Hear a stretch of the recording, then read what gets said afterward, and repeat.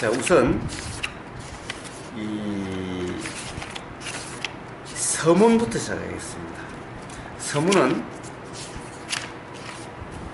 철저히 무문가는 무문회계 스님이 여기에 밝히는 게 있으니까 우선 서문을 한번 읽어보겠습니다. 자, 무문회계 스님의 서문입니다. 즉 무문관을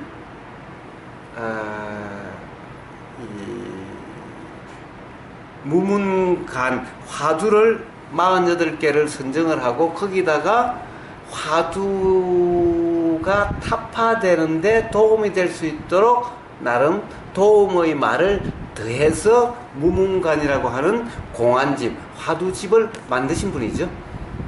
무문회계 스님이. 그러니까 이분의 서두를 읽어보겠습니다. 번역하신 분들이나 다른 분들이 붙여놓은 이거 말고, 자, 무문선사 서문입니다. 부처님께서는 마음으로 종을 삼고, 종은 마음으로 근본을 삼고, 문 없음으로 법문을 삼는다고 말씀하셨다. 그런데 이미 문이 없다면 어떻게 사무칠 것인가? 무문관. 자, 한번 글자부터 한번 보죠. 이거는 쉬운 글자니까. 없을 문, 저런 문이죠. 들어오고 나가는 문. 관문이죠. 관은 가령 우리가 뭡니까? 관문이라고, 옛날 같으면 이제 이 대구 성이다면 이 성내가 대구죠. 그러면 성문을 이렇게 통과하면은 대구고, 통과하지 못하면 대구 아니죠. 것을 우리는 관문이라고 그러죠. 이게 관문인 겁니다. 가령 비행기를 타고 오면은 인천국제공항에서 비행기에 내려서 왜 입국 심사를 받아서 나오는 그게 관문이죠. 그게 대한민국 관문이죠.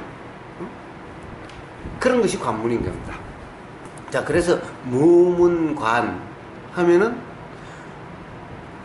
어떤 건물도 없고 어떤 문도 없는데 그럼에도 불구하고 그것의 일종의 어떤 관문과 같은 그렇게 여겨지기 때문에, 그렇게 경험되기 때문에, 예를 들면은 우리가 무지와 깨달음 이것을 갖다가 우리는 뭡니까? 가령 이 반야심경 같은 경우에는 차 안에서 피안으로 가는 거라고 그러죠. 도피안 그러죠. 도 건너서 가령 이 언덕에서 저 언덕으로 간다는 거죠. 그럼 이 언덕과 저 언덕의 경계가 관문이죠. 마치 우리가 이 중생의 세상과 깨달은 부처의 세상이 이렇게 다른 세상처럼, 가령 중생이라 이름하는 사람들이 이 세상에 경험되고 있는 이 세상과, 가령 부처라고 하는 어떤 가령 사람이 있다면은 그런 사람이 이 세상에 경험되는 그런 세상과, 이것이 같은 것에 대한 경험이면서도 다른 세상이기 때문에 이 세상에서 이 세상으로 바뀌는 사실은 지금 이 순간 부처의 눈에도 이것이 보이고 중생의 눈에도 이것이 똑같이 이것이 보이는데, 그러나 이것이 보이는 이 순간의 부처의 마음 상태와 중생의 마음 상태가 다른데, 요렇게 달라지는, 바뀌는, 다른 경험이 되는, 요렇게 바뀌는 여기가 마치 관문과 같이 비유로서 이야기해 둔 거죠. 근데 사실 이게 보일 때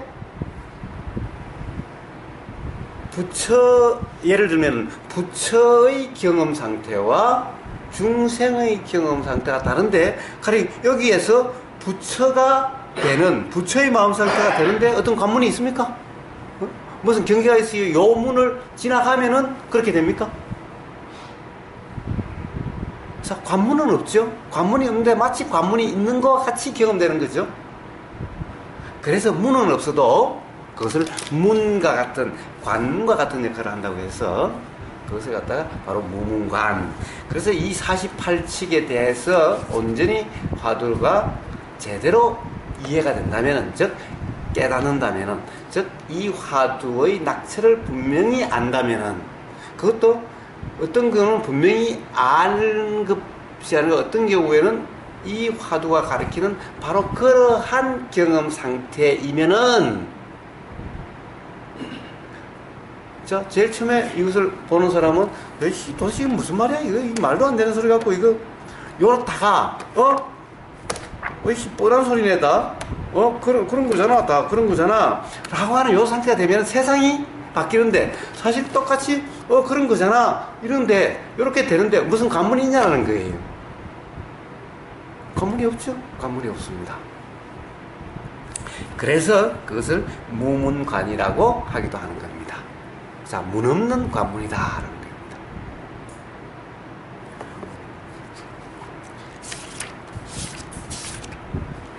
그래서 그러면은 도대체 문이 없다면, 문이 있으면 열고 들어가면 되겠는데,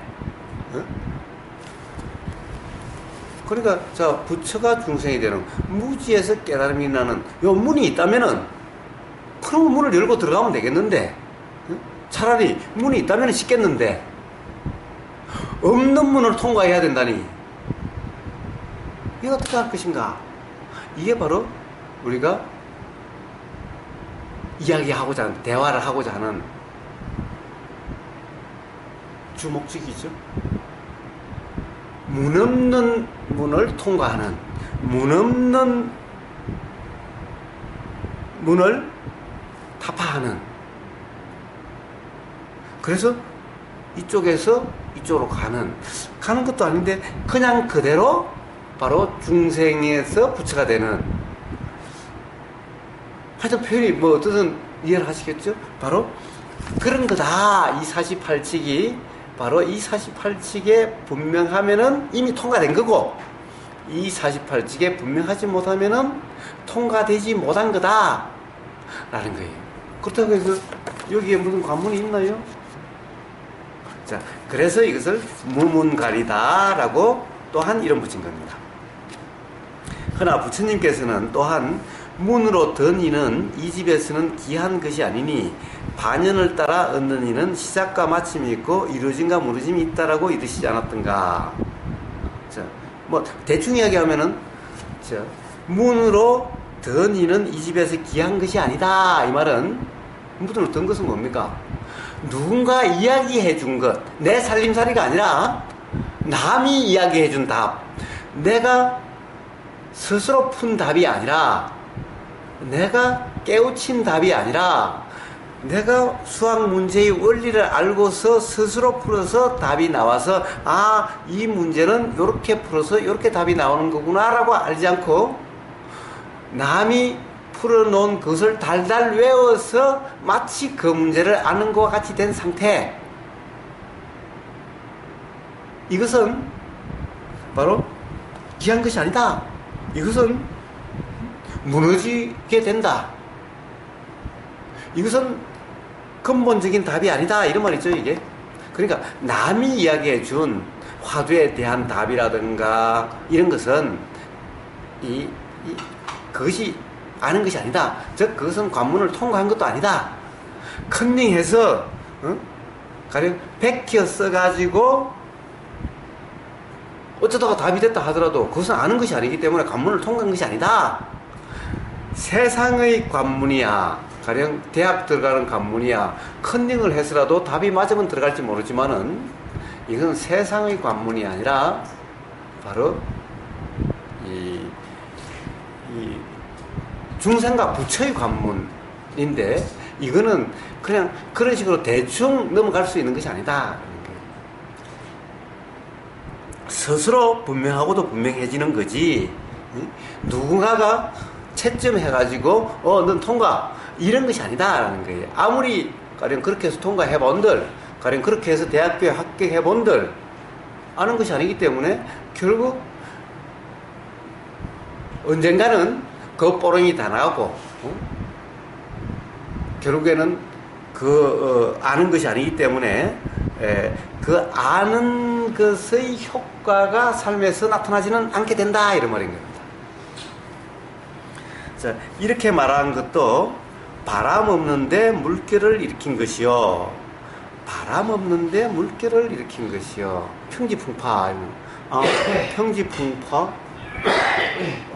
바람 없는데, 그렇죠? 바람 없는데 물결을 일으킨 거죠. 바람 없는데 물결을 일어났다. 이런 것은 있을 수 없는 일인데, 평지풍파. 바람이 없는데 물결이 일어나는 것은 이런 있을 수 없죠. 바람 없이 물결이 날 수 있나요? 있을 수 없죠. 즉 있을 수 없다라는 것은 사실이 아니고 실제가 아니고 착각이다 이런 말인 거예요. 착각이다 이런 말인 거예요. 성한 살을 긁어 부스를 만드는 것 같다. 성한데 괜히 아무 문제가 없는데 문제가 있는 것처럼 심각해지고 괴롭고 하는 그런 것 같다. 하물며 말이나 걸구를 헤아려 찾으는 것은 방망이를 휘둘려 달을 때리려 하는 것과 같고 가려운 옴에 걸려 발가락을 구두를 신고 구두 바닥을 긁는 것과 같다. 구두 바닥을 긁어봤자 이 가려운 발가락에 해결이 안 되죠. 그러니까 이게 무슨 말인가요? 자, 그렇게 답안을 외워서 또는 컨닝해서 해봤자 실제로 가령 무지가 없어진 것이 아니기 때문에 해탈의 삶이 될 수가 없다 이런 말이죠. 자, 그런데 이 말을 말이나 걸구를 헤아려 찾으려는 것은 이 말을 오해를 해서 그러면은 말이나 걸구의 뜻도 몰라야 되느냐 이건 다른 거예요. 자, 문제는 말이나 걸을 헤아려서 답을 추측하려 하지 마라 이 말이지 질문 자체도 뜻을 몰라라 뜻을 알려고 하지 마라 이거하고는 다른 문제라는 거예요. 근데 마치 이것을 오해를 하면은 아예 화두 자체를 뜻을 몰라도 된다 이렇게 오해될 수가 있는 거예요. 자, 이것은 무슨 말이냐 화두의 뜻은 즉 뭘 묻는지는 알아야 되고 그러니까 화두의 걸기는 떠풀이를 해서 알아야 되고 그러나 그 답을 추측하지 말라는 거예요. 답을 컨닝하지 말라는 거예요. 답을 머릿속에 생각으로 굴려가지고 결론을 내리려고 하지 말라는 거예요.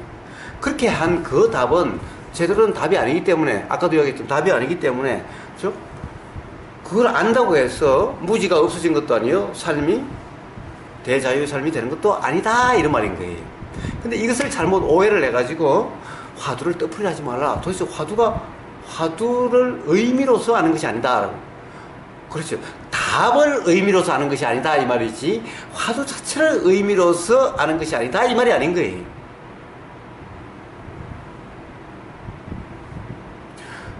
답을 의미로서 뜻으로서 아는 것이 아니다 이 말인 거예요. 자, 아까 그랬죠. 답을 뜻으로 아는 것은 달달 외우는 것과 다를 바가 없는 그런 것인 거예요.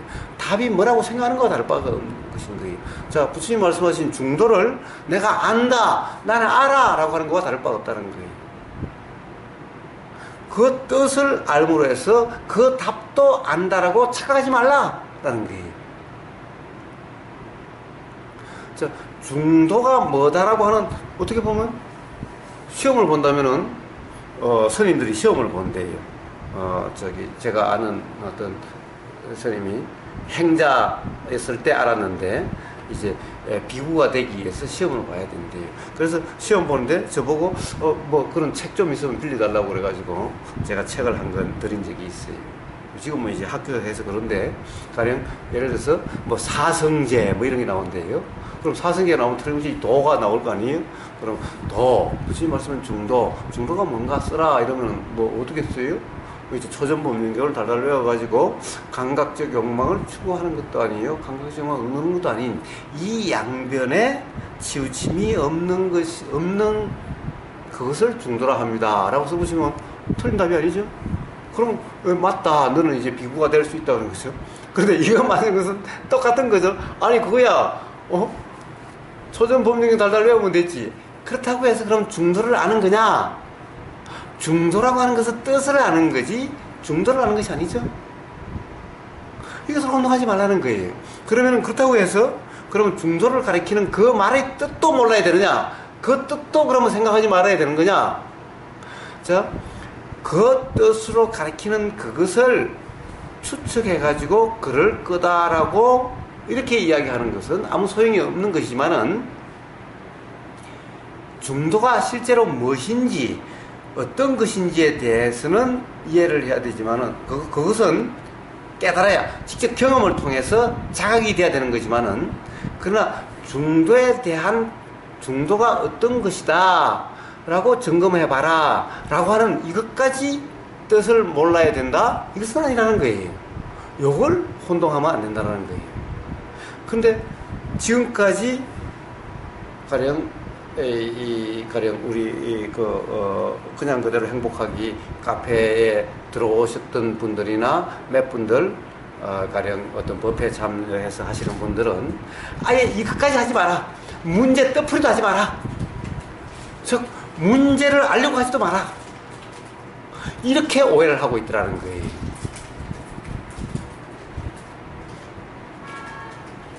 자, 그 문제하고는 다르다. 여기서 무문회계 스님이 말씀하신 것은 말이나 걸구를 헤아려 찾으려는 것은 오매 걸렸는데 구두 신고 구두 바닥을 간지러 죽겠는데 구두 바닥을 긁는 것과 똑같은 꼴이다. 즉 간지러움이 해결이 안 된다 이거죠.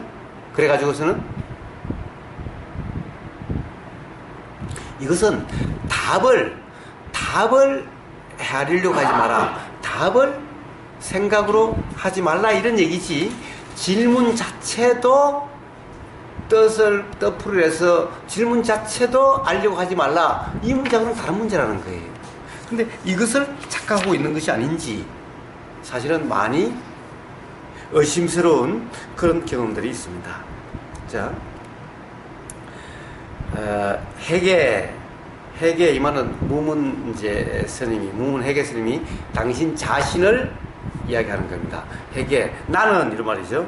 나는 소정무자년 여름 이건 뭐 소정무자년 여름은 잘 모르겠고 동가의 용상사라는 절 동가도 잘 모르겠고 하여튼 용상사라고 이름하는 어떤 절에서 수자 역할을 했을 때예요. 수자는 뭡니까? 가령 수자는 이 수행자의 의두머리입니다. 수자는 선방에서 수자는 바로 선방은 선수행을 하려는 수행자들이 있는 데서 거기에 가장 어떻게 보면은 이 교관과 같은 사람이죠. 자, 조교와 같은 사람이라 할 수 있어요. 교관이 있으면은 조교가 있잖아요. 조교가 있어요. 그러니까 교관은 누구냐? 거기에 이제 방장 스님이나 조실 스님이나 이런 분이죠. 이제 선원장 스님이나 이런 분이죠. 선원장 스님이 있으면은 선원장이 가령 경험도 많고 잘 공부도 잘하고 어느 정도 된 사람 보고 너가 저 좀 수행자 반장을 해서 좀 이끌고 이렇게 해서 좀 안내도 하고 초보자들은 좀 가르치기도 하고 라고 하는 이 자리가 수자라고 하는 즉 제일 앞자리 숫자. 그러니까 오조홍인 대사의 수자가 바로 신수대사였죠. 그와 같은 거예요. 그 수자 역할을 하고 있었던 거예요. 그래서 그 수자 자리에 앉아서 옛 선지식들의 공안을 두드리는 와자가 되어 와자가 무슨 뜻이냐면은 스스로 허물을 무릅쓰고 교화한다, 가르친다. 아직 사실 스스로 분명하지 못함이 있을지 몰라도 가령 나름 아는 것을 가르치려고 하는 그런 거죠. 그러니까 수자와 조실 또는 방장은 다르죠. 그러니까 교관과 조교는 다른 거예요. 어떻게 보면 수자는 이 조교와 같은 거죠. 조교 중에 이제 아주 경험이 많아가지고 거의 교관에 가까운 조교죠. 이제 교관, 그러니까 이 교관이 됐다는 것이 아니라 수자 역할을 했을 때 그런 화두 공안을 이렇게 누가 물으면은 차마 그 교관한테 묻기는 좀 그렇고 그 조실 스님한 방장 스님한테 묻기는 좀 그러니까 그 수자 스님한테 스님 이게 뭔 뜻입니까? 이렇게 가령 일종의 과외 받는 것 같은 이런 거죠. 그렇게 되어 법을 물어오는 그 납자 수행자들을 인도하였었다. 그때의 그렇게 한 것들을 간추려 기록하다 보니 어느새 이렇게 집성이 돼서 모여져서 앞뒤 순서를 두지 않고 엮어보니 48개가 되더라. 그래서 이것을 무문간이라 이름한다라고 이렇게 붙였어요. 그러니까 사실 무문회계 스님이 겸손하게 말씀하셨는지 모르지만은 수자로서의 역할에서 엮었지 자기가 어떻게 보면 방장이나 조실의 입장에서 엮은 것은 아니다라는 말도 되죠. 그러니까 무문회계 스님의 말을 곧대로 들어서도 안 되는 것인 거예요. 우선 스스로 허물이 있을 수 있다는 것을 인정을 한 거예요. 공부를 하기로 작정을 한 이가 목숨을 돌보지 않고 단도직입하면은 팔이 8개 붙은 나타의 힘으로도 막아낼 재간이 없을 것이고, 즉 용맹정진을 한다. 온통 수행에 정진을 하면은 어떤 마구니가 닥쳐도 다 이겨낼 것이고 아무도 이 수행의 장애를 할 수 없을 것이고, 서천의 47조사와 동토의 23조사들까지도 목숨을 빌게 될 것이나, 서천의 47조사와 동토의 23조사가 뭡니까? 이거는 달마대사 이전 인도 부처님 이래로 그 법맥에서 아마 47조사가 있었다라고 자기들 나름으로 선불교에서 법맥을 만든 거예요. 혈맥을 만든 거예요. 그리고 달마대사 이내로, 달마대사가 서쪽으로 와서, 인도로 보면은 중국이 서쪽이지만은 그냥 지도로 보면 동쪽이죠. 인도의 서쪽이니까 중국은 그냥 동쪽이죠. 인도가 중국의 서쪽이고 중국은 인도의 동쪽이죠. 그래서 동토라고 그런 거예요. 동토에, 그러니까 달마다사 이내로 이 무문회계 스님까지가 아마 한 23조 정도 됐던 모양입니다. 23조사들의 법맥이 있었던 모양입니다. 그래서 자, 깨닫고 보면은 요 무문관을 통해서 그렇게 용맹정진을 해서 깨닫게 된다면은 모든 조사와 동격이다. 그런 조사들도 목숨을 빌 것이다. 이 말은 좀 과장된 거죠. 즉, 이제 그냥 동격이다. 뭐 이런 의미죠. 그러나 자, 열심히 하지 않고 수행에 전념하지 않고 주저하고 머리 굴리고 라고 하다가는 창을 통하여 말이 달리는 것을 보는 것 같이 눈 깜빡할 사이에 은하버릴 것이다. 즉 뭡니까? 그렇게 해서는 언제 소식도 없이 세월만 그냥 지나갈 뿐이지, 어떤 그런 깨달음은 일어날 수가 없을 것이다. 이런 말인 겁니다. 이게 이제 서문인데, 그러고 나서 서문에 대도는 문이 없다.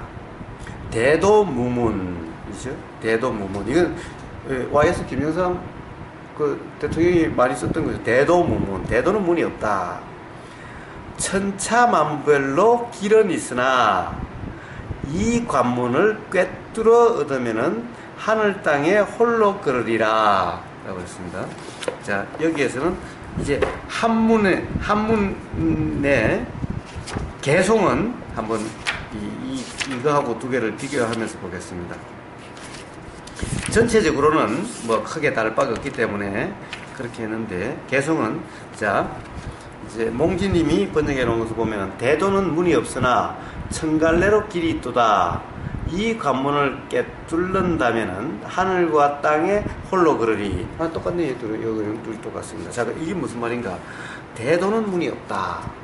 즉 무문관 이거죠. 무문관. 대도는 뭡니까? 깨달음의 길, 부처의 길, 중도의 삶 이런 거죠. 이렇게 되는 데는 문이 없다는 거예요. 통과해야 될 어떤 관문이 없다는 거예요. 자, 이건 무문관으로서 이야기했죠. 천차만별로 길이 있다. 천차만별로 길이 있다. 천차만별로 길이 어디에 있습니까? 천차만별로 길이 있다. 천차만별의 길이 어떻습니까? 깨달음에 이르는 천차만별의 길이 있다.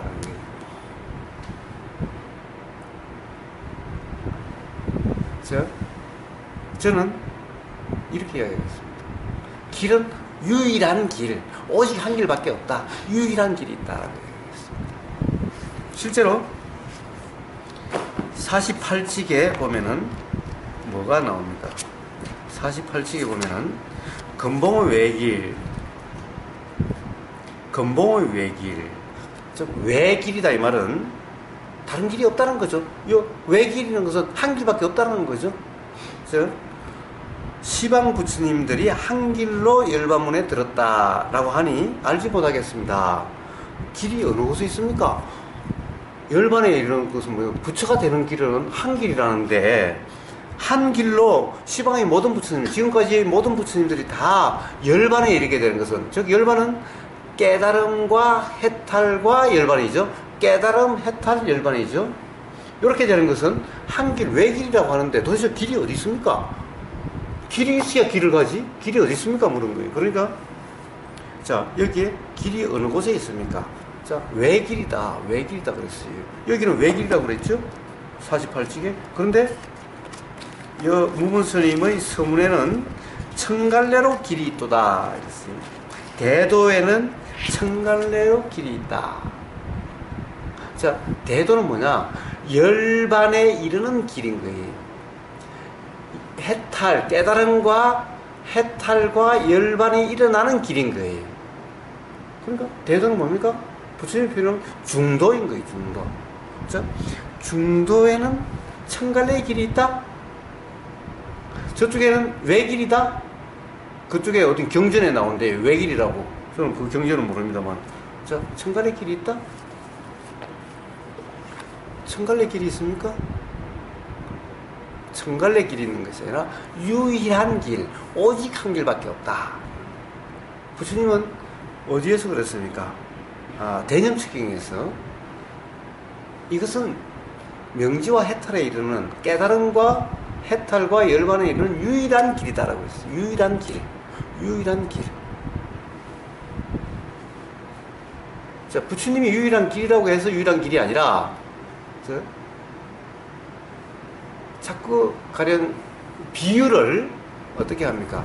저 산 꼭대기에 도달하는 것을 깨달음, 해탈, 열반이라고 비유를 많이 합니다. 그러니까 저 꼭대기 올라가면 요리도 올라갈 수 있고, 요리도 올라갈 수 있고, 요리도 올라갈 수 있고, 요리도 올라갈 수 있으니 깨달음에 이르는 길은 많다라고들 이야기합니다. 그런 얘기 들어보지 않으셨나요? 그래서 그럼 어떻게 많습니까? 그럼 대부분 윗바사나 또 가나선, 조사선, 또 연불선, 자, 이렇게 길이 많다라고 그래요. 자, 이게 다 길입니까? 이렇게 해서 길이 많습니까? 왜 유일한 길이라고 이야기하는가? 왜 한 길, 외길이라고 이야기하는가? 왜 외길이라고 이야기하는가? 그죠? 왜 그런가? 그치? 도란, 깨달음이 일어나는 그 부처님 말씀하신 중도란 어디에 있느냐 하면은 산에 올라가는 길로 저렇게 있는 길이 아니라 보이는 이 순간, 이 찰나에 중도라고 하는 상태냐 아니냐, 바로 요 찰나인 거예요. 요 찰나의 요 상태 아니냐. 요건데 여기에 무슨 길이 있나요? 오로지 요 한 점인데, 요 순간 찰나 요건데, 자, 들리는 이 순간 도이냐 아니냐라는 것은 오히려 이 찰나, 다른 길이 없죠. 자, 소리와의 접점에서 일어나는 바로 요건데 여기에 무슨 다른 길이 있어요? 응? 자, 가나선이라고 하더라도 바로 이 접점에 대한 것을 이야기하는 거고, 이빠사나 하더라도 이 접점에 대한 것을 이야기하는 거고, 부처님이 말씀하신 그것도 전부 다 이 접점에 대해서 이야기하는 거기 때문에 선이라고 하든 도라고 하든 들리는 이 순간, 들림이라고 하는 이 순간에 착각이 무지가 있느냐 없느냐라고 하는 이거기 때문에 들리는 이 순간에 뭐 들리는 것이 어떤 면적이 있어요, 크기가 있어요. 자, 바로 이 찰나의 접점이라는 것은 면적도 아니요, 형상도 아니요, 무게도 아니요, 크기도 아니요. 그렇기 때문에 이것은 어떻게 보면은 이 송곳보다도 더 이거 뭐 어떻게 표현할 수 없는 아주 그 접점인데, 그 마음의 접점인데, 그런 접점인데, 그 길 외에 다른 길은 없다라는 거예요. 그래서 유일한 길이다라는 거예요. 그럼 천갈래 만갈래라는 것은, 천갈래 만갈래가 있다는 것은, 만약에 천갈래 만갈래라고 한다는 것은 바로 보임이라고 하는 이 길, 요 찰나, 들림이라는 요 찰나, 느껴진다라고 하는 요 찰나, 보임이라는 찰나도 찰나마다 다 다른 것이 경험되고 있는 이 찰나는 수없이 많은 찰나죠. 들림이라는 이 찰나 수없이 많죠. 가령 뭐예요? 부처님 상이 보이면은 깨달음이 일어나고, 먹는 게 이게 보이면은 깨달음이 안 일어나는가? 응? 잘생긴 사람 보면 깨달음이 일어나고, 못생긴 사람 보면 깨달음이 안 일어나는가? 즉, 이 순간순간이 가령 굳이 표현하자면은 천갈래 만갈래 길, 즉 천갈래 만갈래 길이 아니라 길 없는 길이죠. 자, 문 없는 문이에요. 자, 무문관, 문 없는 문을 이야기했다시피 길 없는 길인 거예요. 천갈래 만갈래가 길 없는 길인 거예요. 매 찰나가 바로 대도의 순간이죠. 대도의 문이고 대도의 길인 거예요. 매 찰나가 길이 이런 길이 아니라, 이걸 오해하면 안 된다는 거예요. 그런데 이것을 갖다가 바로 가령 선이다, 도다, 중도라는 것은 매 찰나의 문제인데, 이것을 과정의 문제, 방법의 문제라고 생각하니 가령 가나선이라는 길, 윗바사나라는 길, 이런 말이 나오죠. 그러니 이 방법으로 갈 수 있고 이 방법으로 갈 수 있다는 거예요. 제가 맨날 이야기를 해요. 저 가나선이라고 하는, 결국에는 가나라고 하는 선이고 윗바사나라고 하는 도다. 자, 앞에 그러면 다도, 차도, 음식도, 음식수행, 다 뒤에 도이냐 선, 여기 문제인 거예요. 요것은 바로 전부 다 요런 들리는 이 순간을 이야기하는 거고, 보이는 이 순간을 이야기하는 거다라는 거예요. 이게 돼야 되는 것인 거예요. 가나선도, 조사선도, 윗바사나도. 바로 이것이 되느냐 안 되느냐의 문제이지, 화두를 어떻게 하고 있고 하는 이게 문제가 아닌 거예요. 그걸 묻는 게 아니에요.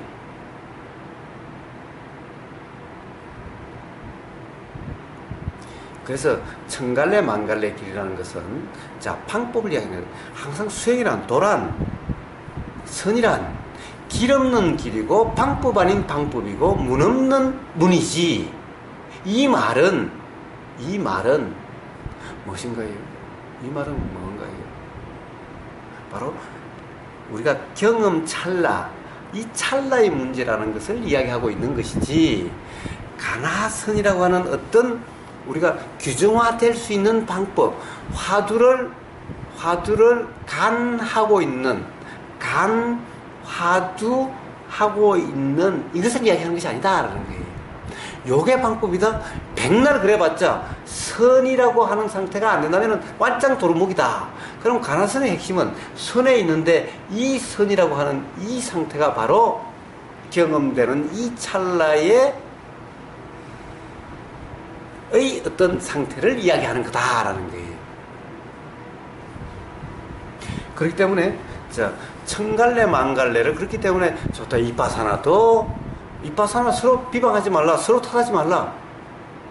자, 이것도 좋고 저것도 좋다. 이것도 용납하고 저것도 용납한다. 저 용납이야 하지. 누가 용납을 안 하나? 용납을 하는데 100번 용납한다 하더라도 간화선의 선이라고 하는 그게 돼야 되는 거고, 간화라는 것이 중요한 것이야. 간화라고 하는 그 상태가 바로 선이다라고 하는 이게 돼야 되는 거고, 이빠사나라고 하는 것도 알아차려라, 알아차려라, 알아차림인 것이 아니라 바로 그 도라고 이름하는 그것이 돼야 된다는 거지. 이게 안 된다, 이것이 아니라 딴 얘기를 하고 있다는 것을 뭐라고 그러는 거지.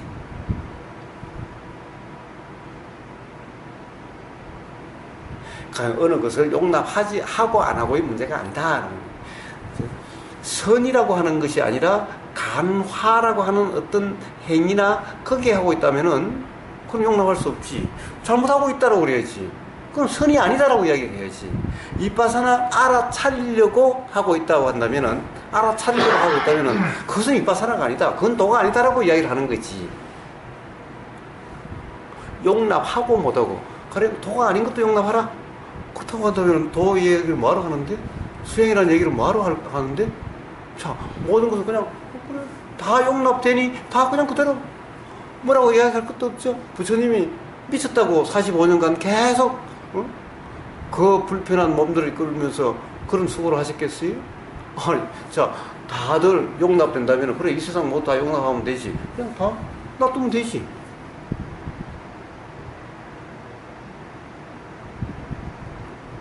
안 왔다니? 안 그래요? 그럼 뭐 어떻게 살든 그래. 아, 다 용납하면 되지. 그래, 뭐 다 그것도 너도 자연현상, 너도 자연현상, 다 자연현상이니 다 그냥 놔두면 되지. 그거하고는 다른 문제라는 거죠. 그렇다면 부처님이 그런 수고를 하실 필요가 없었던 거죠. 그거 완전 부처님은 완전히 또라이 중에 상또라이죠. 왜냐면은 재산 다 버려, 임금자리도 버려, 그것도 버린 데다가 쓸데없이 자연현상들을 야 그러면 되니 안 되니 이러고 45년간을 다녔으니 뭔 헛짓을 하고 다니는 거예요? 안 그래요? 안 다니? 네. 스스로가 그런 부분에 마음이 일어나는 것도 사실인 것 같은데, 사실 그냥 일어나는 작용들인데 그거를 뭐 내라는 뭐 어떤 걸로 이렇게 할 필요가 있냐? 네, 좋아요. 좋아요. 자, 이렇습니다. 가령 상대방은 다 자연현상이에요. 이것도 자연현상이죠. 전부 다. 상대방은 자연현상이에요. 상대방이 다 자연현상이니 그러면은 자연현상이 경험되죠. 보이고 들리고 느껴지죠. 보이고 들리고 느껴지니 상대방을 맞다 틀리다 이렇다 저렇다 라고 함이 없는 거죠. 그죠? 그러면은 그것뿐만 아니라 이것도 자연현상이니, 자, 여기서 일어나는 어떤 현상들, 이게 뭐예요? 느낌이든 생각이든 뭐 감정이든 뭐라고 이야기하든 그것도 왈가왈부하지 않고 그것도 자연현상이니, 자, 그러면 뭐예요? 단지 경험될 뿐일 수밖에 없는 거죠. 그렇습니다. 자, 그럼 바로 그게 도예요. 네. 그런데 문제는, 그래서 수행이란 항상 자기 자신의 문제라고 이야기하는 거예요. 남의 이야기하는 것이 아니에요. 그런데 세상 사람들이 다 이러면은 그럼 이야기할 거 없죠. 굳이 돌아오고 이름할 것도 없죠. 그런데 그러냐는 거예요. 세상 사람들이 다 그렇지 않죠. 다 아나따님 같지 않죠. 끄떡끄떡 하시는 거 아나따님은 그래요? 네. 그렇습니다. 네. 예. 이 선불교에서 네 그렇습니다 그러면은 깃방망이 30%. 예?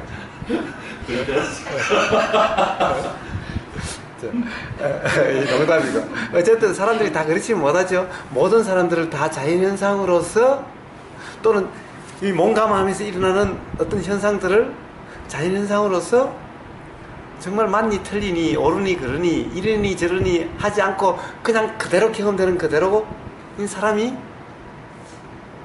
드물죠. 그렇습니다. 그러니까 삶이 괴로우니까 부처님이 왜 괴로운지, 어쩌면 괴롭지 않게 되는지를 말씀하실 수밖에 없는 거죠. 만약 모든 사람이 다 그래 이 자신이라고 하는 이것도, 그리고 보이는 다른 자신 이외의 이것도, 즉 이 말은 우주 만물 만상의 일체에 대해서 전부 자연현상이다, 이런 현상 저런 현상이기 때문에 그것에 대해서 전부 이래야 된다 저래야 된다, 정상이다 비정상이다, 더 좋다 안 좋다, 이름이 없이, 이름이 없으니 어떻게 해요? 보이면 보일 뿐이고 들리면 들릴 뿐이죠. 다른 게 없죠.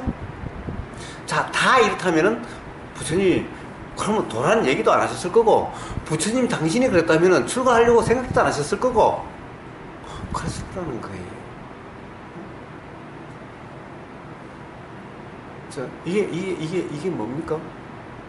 이게 뭡니까? 자, 그렇다고 한다면은, 다 자연현상인데 뭐라고 썼느냐? 자, 그렇지 못하기 때문이죠. 그렇지 못하기 때문이죠.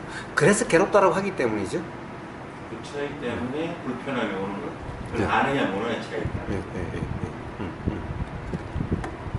그래서 이 화두집도 그걸 계속 이야기를 하고 있습니다. 자, 그래서 청갈래 길이 있도다라고 하는 것은, 이것을 정말 산길과 같이 1000가지 어떤 방법이 있다라고 생각하면은 잘못된 거예요. 만약에 무문해계 스님이 그런 의미로 하셨다고 한다면은 무문해계 스님 자신이 모른다라는 얘기밖에 안 되는 거예요.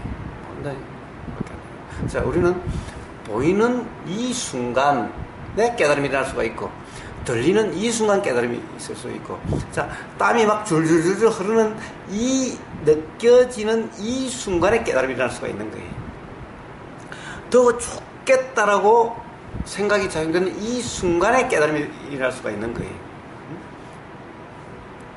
더워 죽겠는데 뒤에서 차가 빵 하면서 깜짝 놀라게 되는 이 순간 깨달음이 일어날 수가 있는 거예요. 자, 이것은 그러니까 천갈래 만갈래가 아니라 매 찰나 깨달음이 일어날 수 있는 거예요. 만약에 이것을 이야기한다면은 맞는데, 이런 천갈래라고 하는 이것 때문에 그래, 이 수행법도 맞아 저 수행법도 맞아 모든 사람이 맞아라고 그렇게 한다면은 이것은 잘못된 이해다라는 거예요. 자, 이 관문을 깨뚫는다면 하늘과 땅에 홀로 그러리 홀로 그러리 홀로 그러리 홀로 그러리, 온통 말이 전부 다 관념화 되기가 십상인 거예요. 홀로 걷는다. 부처님이 뭐라고 그랬습니까?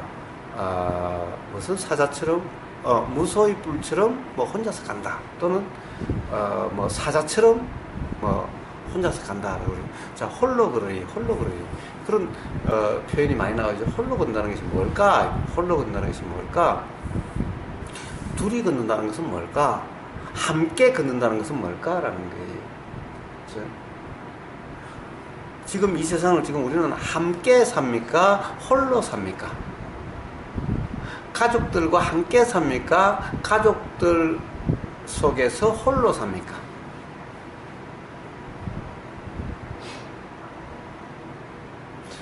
함께 산다는 것은 뭐죠? 함께 산다는 것은, 함께 살려면 어떻게 해야 돼요? 함께 사는 것은 뭐죠? 그럼 옆에 아프면은 막 괴로워하고 그러면 어떻게 뭐 해주려고 그러고, 또 들으면은 뭔가 들으면은 그것에 영향을 받고, 영향을 주고 영향을 받고, 이런 것이 함께 사는 거예요. 홀로 산다는 것은 영향을 주지도 않고 영향을 받지도 않는 게 홀로 사는 거예요. 그러니까 이 세상에 숲속에 들어가서 혼자 사는 것이 홀로 사는 것이 아니라, 그것도 홀로 사는 걸까요?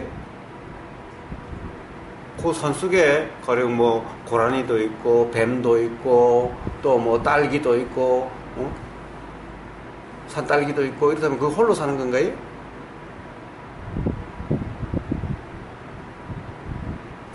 홀로 산다는 것은 바로 보이고 들리고 냄새 맡아지고 맛보여지고 하는 어떠한 경험되는 어떤 것에 대해서도 영향을 받지 않는, 그로부터 자유로운 이것을 표현한 말이 홀로 그러리라는 말인 거예요.